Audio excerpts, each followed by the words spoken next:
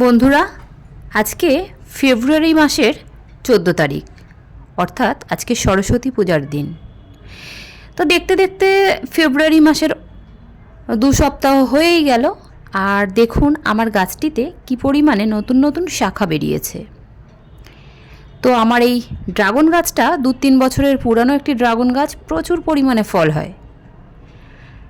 এই গাছটি যেহেতু আমার ছাদ বাগানের ছোট্ট ড্রামের গাছ, তাই এই গাছটা আমি প্রচুর ডালপালা কাটাই ছাঁটাই করেছিলাম, কারণ যাতে নতুন নতুন হেলদি ডাল বার হয়।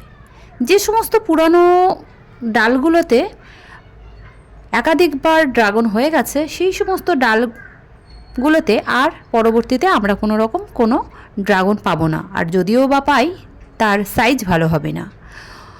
অন্যদিকে যে সমস্ত রুগ্ন ডালগুলো ছিল সেগুলোও কাটাই করেছি, কারণ সেগুলো তো ভালো রকম ফল পাবো না। তাই হেলদি নতুন করে ডাল পাওয়ার জন্য আমি কাটাই ছাঁটাই করেছিলাম ডিসেম্বর মাসে, আর সেই সময়ই খাবার প্রয়োগ করেছিলাম।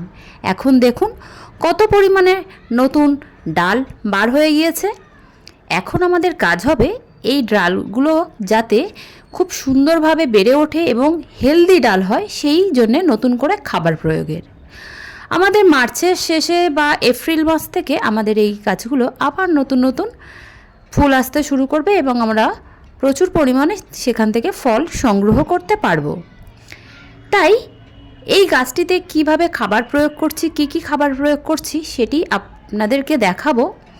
তার আগে আরও একটি জিনিস আপনাদেরকে দেখাবো, যে এই গাছে আপনারা কাটাই ছাঁটাই তো করবেন, যে কোনো সময়ই করতে পারেন কাটাই ছাঁটাইটা, কিন্তু যে সময় ফল হওয়া শুরু হয়ে যাবে সেই সময় কাটাই ছাঁটাই না করাই ভালো। বন্ধুরা, এখানে ড্রাগন গাছের ক্ষেত্রে হয় কি, একটু ভালো ডালে ফল যেমন আসে ঠিক তেমনভাবে সেই ফলের আকারও যেমন বড় হয়। আর আরও একটা কথা আপনাদেরকে বলি, ম্যাচিওর অর্থাৎ একটু ম্যাচিওর ডালগুলোতে ফল হয়। এখানে দেখুন বেশ কিছু পুরানো ডাল রাখা আছে, যেগুলো গত বছরের লাস্টের দিকে বার হয়েছিল। সেগুলো আমি কাটিনি, কারণ এই ডালগুলো আমাদের যখন প্রথম সিজনের ফলগুলো বা ফুল আসতে শুরু করবে এই ডালগুলো থেকে আসবে। এবার পরবর্তীতে এই যে এখন যে নতুন ডালগুলো বার হচ্ছে সেগুলোতে আবার তারপরের লটের ফুল বা ফল আমরা পাবো।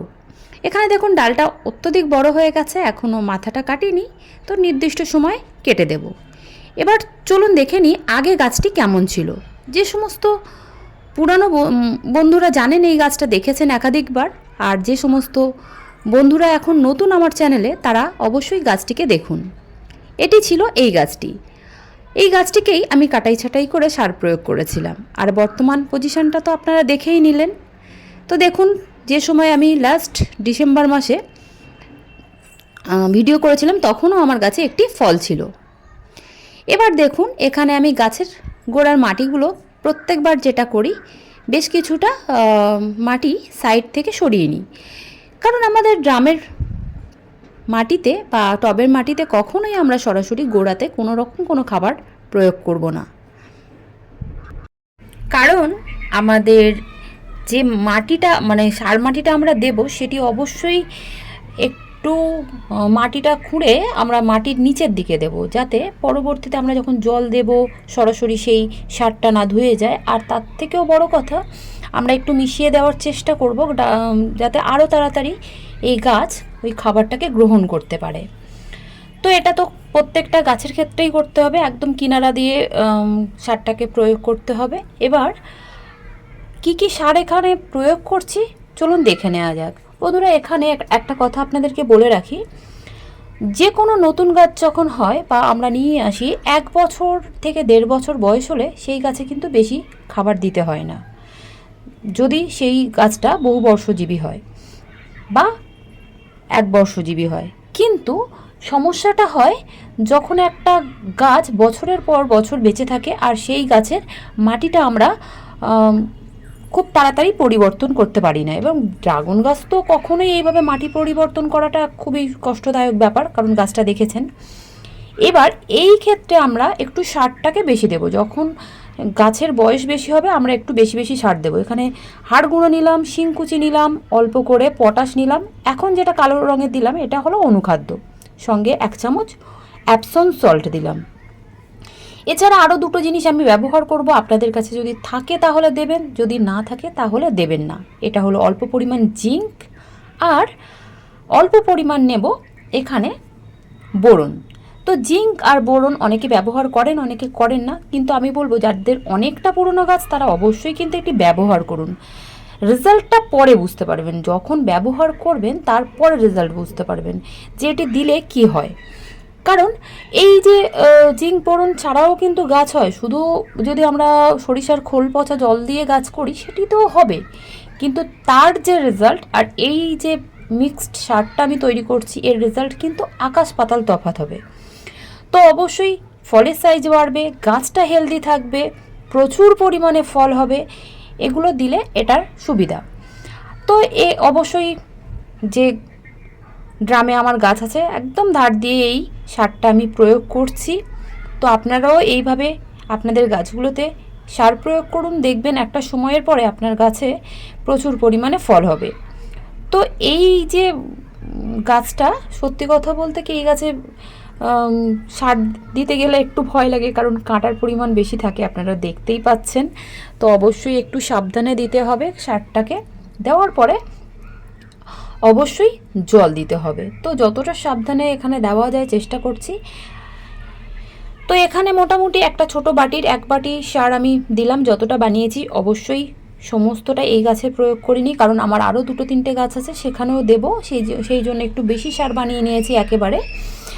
তো আমার সমস্ত ড্রাগন গাছগুলো দিতে হবে। আর এখানে একটি গাছ আপনাদের সঙ্গে শেয়ার করলাম, ছোট্ট 1 বাটির সার আমি এখানে প্রয়োগ করেছি।